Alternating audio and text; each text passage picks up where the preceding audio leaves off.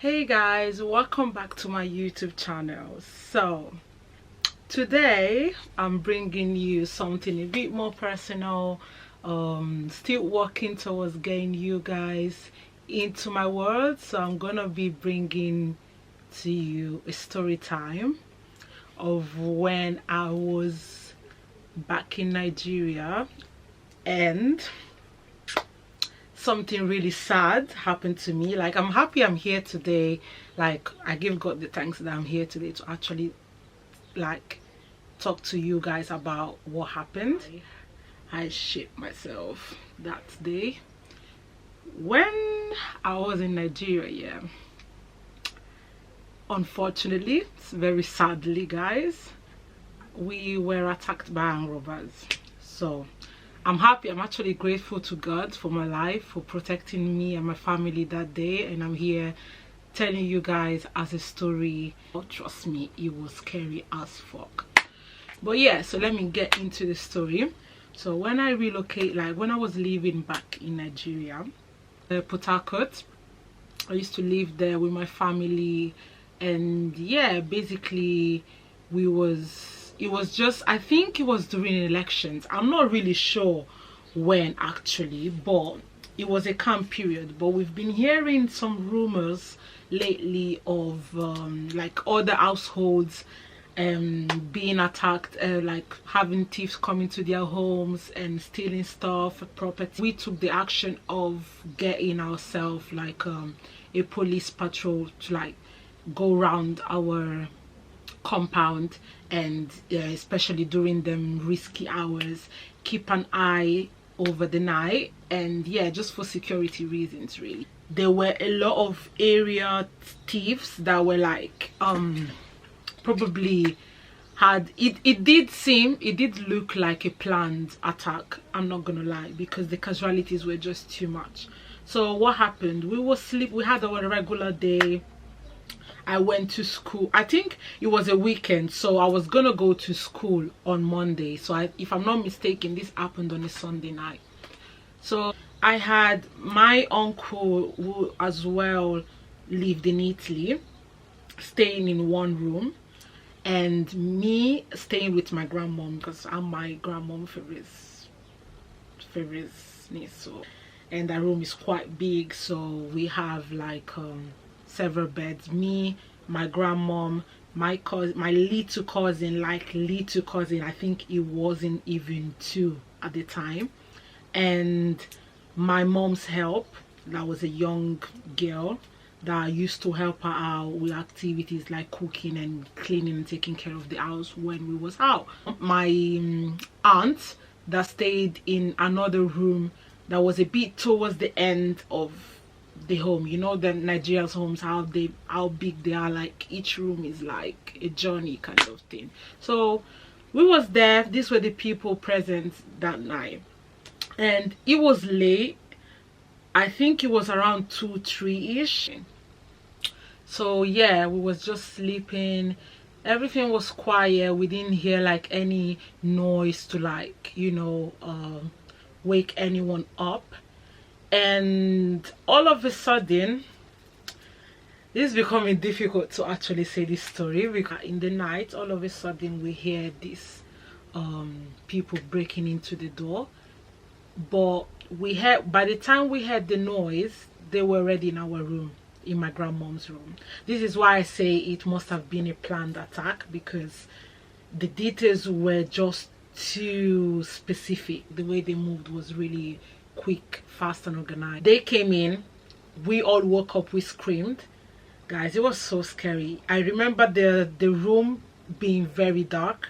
I think the people had their faces covered, so we could not see no faces. But I kind of remember seeing like 6 people, but then eventually I think my uncle said there were 4, something like that. I don't know, I was just so shocked of what happened. So yeah, they break the door, like they kick the door, yeah, and they all run inside the room. We scream and we wake up, and then they had guns, so they pointed their guns on us, and they said that we should keep quiet and no one should make any noise. Bear in mind, guys, here my baby cousin was really little. Yeah, I was so scared. Like, I was literally ready to do anything these people were like. I don't want to die. I want to die young. Okay, I want to die young.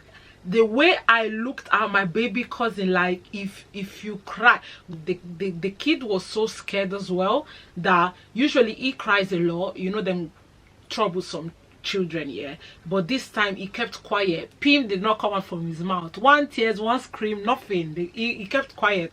My grandma, I was so scared, because my grandmom, she's old, but she keeps her age pretty young. Like, she's very agile, she still moves around, she talks very well, like, she's very strong. So when we saw the guns pointed, I was just scared for her health, because I was scared that maybe she was gonna have like a panic attack or any attack, fear attack, I don't even know. So I remember seizing my mouth, like, with so much force. Like, I wasn't gonna say anything, but the fear just blocked my body. I literally did not blink. This happened so fast, guys. Like, the way I'm explaining it might sound a bit slow, but actually it happened very quick. Repeated to myself, please God, I don't want to be raped. I don't want to be raped. God, please, God, please. Like, I kept on repeating. The way I closed my legs here, like, the energy, I started sweating on the bed because I was scared, guys. Then one of them goes to my grandmom, yeah, and then, oh my God, I hope I don't cry in this video, because it was actually something. So yeah, they go to my grandmom, yeah, and they were not gentle at all. Well, of course they're Andrew, but what was I expecting? But they was not gentle over age or whatever. So they dragged her up, shouting, where's the money, where's the money, where's the money? Like, they kind of, it seemed like they had an information that we had cash stored at home. It was really confusing. And you know, the situation where you're telling them that you do not have any cash on you, but it seems that you're lying and you risk your life even more, but it's actually true, you do not have any cash on you. So my grandmom kept on screaming, like, no, we do not have any cash. What happened? Yeah, my uncle had heard the noises and all screaming and people, like male voices, in my grandmom's room at that time of the night. So he sneaked out from his room very quietly. Between the room and the wall, he kind of peeped to see, and he saw like there were male figures inside our room. Do not ask me why. I think is survival instinct.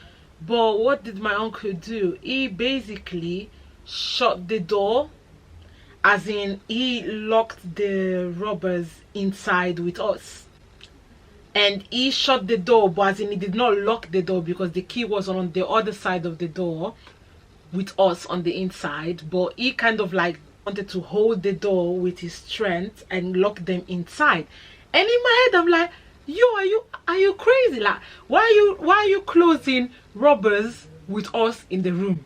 Who is going to run quick enough to come and say? Because bear in mind, we should be having, I think he did that because he knew that we had police that should be securing the house. So maybe in his mind he thought, let me just do this quickly and raise some sort of help or scream. So we had no neighbors. The land was so big that even if you scream, no one's gonna hear you, because there's no house except the streets, and probably at that time there was no one in the street. He locked them inside. We started screaming, and as I started screaming, they divided. 3 of them went to the door and they was dragging the door, trying to open it, and of course he's only one on the other side.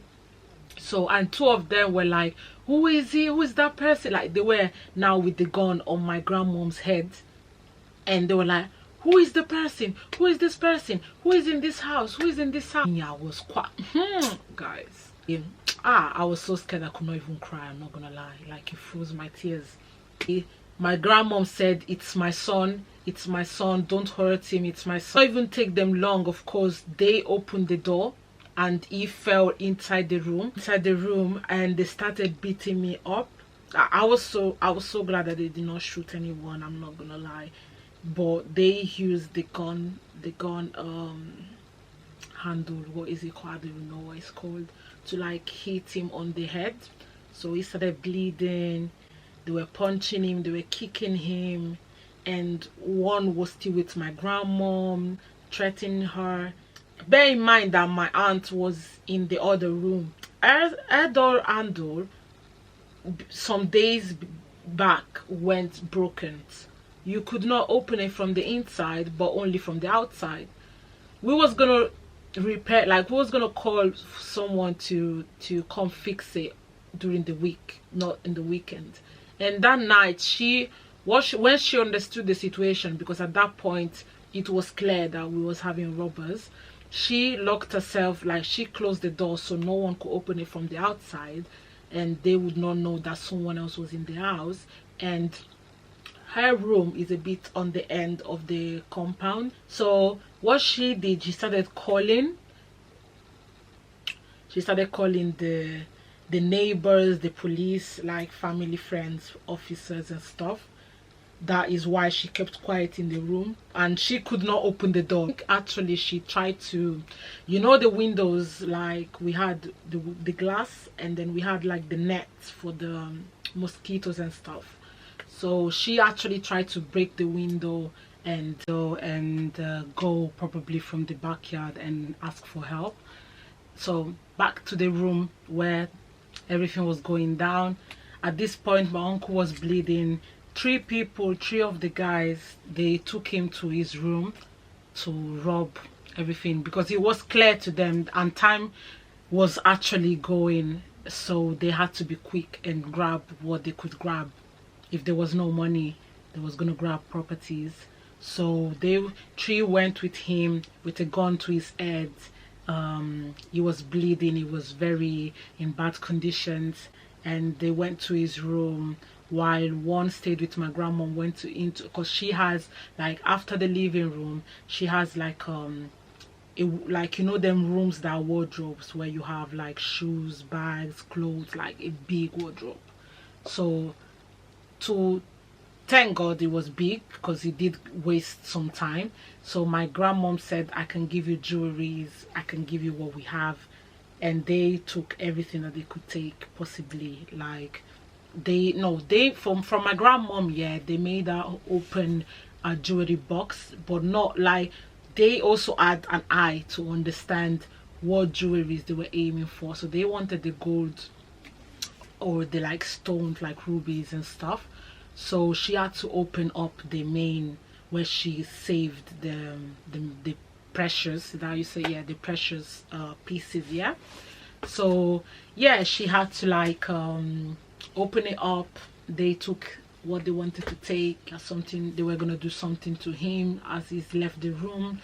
She was crying, shouting. The only people quiet, like in shock, were me and my baby cousin and the house help, which were on the floor.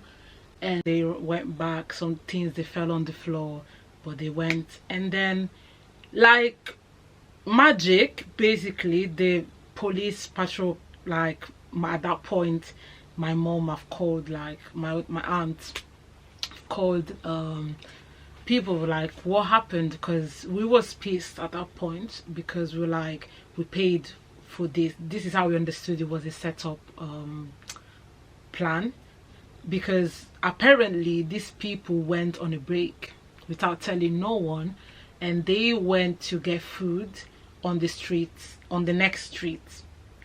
When they said they've gone through the road to see that everything was clear, they said that according to them it was safe to go for like to go away for a while. And immediately after they left, like the robbers left, these people came back. And first of all, think of the health, and before any judging whatever happened, how it happened, yeah. So we rushed my grandmom and my uncle to the hospital. And even me, I was so scared both to stay in the house, and I was even so scared to leave the house. I was just so scared. So at the end, I'd rather stay on the road than stay there. happened to me and my, like, no one, like, apart from my uncle, my grandmom wasn't hurt. They did not touch me, they did not touch my mom's help or the baby. They did not even come, like, I was actually the only one that had the phone left, me and my aunt that was locked in the room. So yeah, in the night we called an extra police patrol, but is that you say, to like take us to the hospital. We let them treat my uncle, and he had to like wrap his head, they had to give him stitches and stuff, and he didn't want to stay the night because of course he was the only man in the house, so he didn't feel safe to leave me and my grandmom and, well, all females in the house. Around 5-6 p.m. I missed school for the first day, and the second day I went to school, I remember, but I was just so frightened still and still very in shock. So we did we already had, like, that's the funny thing, yeah, we already had security measures put in place, but we had to double them because eventually it wasn't enough. Well, they stole a lot of like valuable stuff, and but we was just happy that nothing had happened to us, like health wise. Eventually they did run open cases, try to look for these people, because we had like the trackers and stuff, but in Africa nothing really works. Like that Find My iPhone thing, it is not for the African ground, to be honest. We kind of followed up the tracker and it led to a uni kind of, so the police assumed that there were students kind of, or people from that uni that were just doing, and we, over the week, we had other reports of other families like had the same problems, so we understood that it was like a target, like studied street stuff thing. I don't even know how to define it, but yeah, we just was more careful eventually. And apparently it turned out to be, over the months we understood that it turned out to be, was probably linked to our driver at the time, which was new, because my grandmom has always had one driver. Like she always tried to keep the same people, you know what I mean, like around to be with her while we are while we are abroad, to like she feels safe around them people. And these are most likely people that she grew, like she put in school, and then they grew up together, so they have love, like they are like extended family members. But the driver that she usually had not retired, but he's gone back to his village because he had like gotten married and the wife was pregnant, so he's gone to start his own family, and we had to get a new driver. And bear in mind, it's not easy to like bring people into your household, to see your family, your lifestyle, and to trust them. So eventually it was linked up, and I will give you another story time of how this same stupid driver guys, that's the story for another video.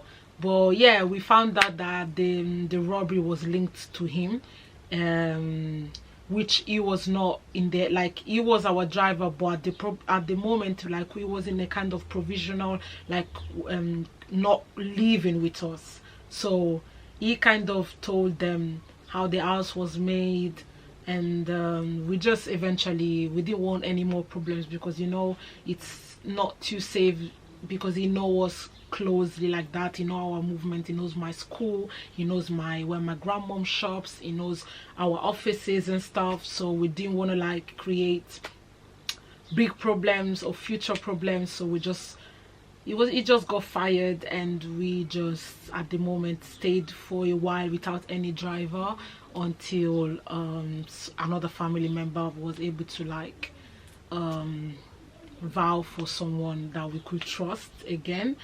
But yeah, this is the story time of how I and my family, we got robbed in Nigeria. I'm not gonna lie, it was life-changing. After that moment, I'm not gonna lie, I packed my stuff and I said I'm not gonna live in this country no more.